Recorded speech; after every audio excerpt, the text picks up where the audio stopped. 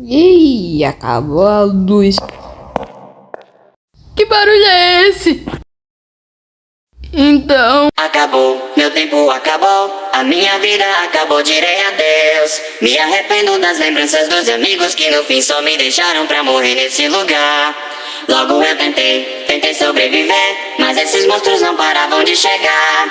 E desejava que as portas não se abrissem e ficassem nessa cama até o relógio me acordar. A lanterna vai tentar me guiar, mas sinto a dor tentando me derrubar. Eu tentei lutar, não vai acabar, e logo vejo o pesadelo voltar. Tenho que aguentar e continuar, esperando amanhecer chegar. Minha força está a se esgotar, e o que restou de mim irão devorar.